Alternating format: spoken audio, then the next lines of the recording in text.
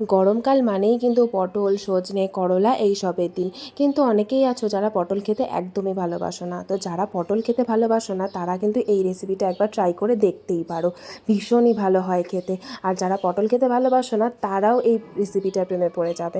তো প্রথমেই দেখো, পটলটাকে ছোটো ছোটো করে কেটে নিয়ে সেটাকে ভালো মতন মিক্সিতে প্রথমে বেটে নিতে হবে। তারপর কড়াইতে তেল গরম করে তার মধ্যে কালো জিরে, রসুন আর শুকনো লঙ্কা ফোড়নে দিয়ে দিতে হবে।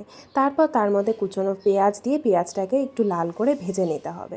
তারপরে যে পটলটা বেটে রাখা হয়েছিল সেটাকে দিয়ে দিতে হবে। দিয়ে তার মধ্যে স্বাদ মতো নুন আর হলুদ দিয়ে এটাকে বেশ কিছুক্ষণ নাড়িয়ে চাড়িয়ে ফ্রাই করতে হবে। তার মধ্যে মশলা হিসেবে এখানে আমি শুধু লঙ্কার গুঁড়োই ব্যবহার করেছি, তো এখানে লঙ্কার গুঁড়ো দিয়ে ভালো মতন এটাকে ফ্রাই করে নিতে হবে।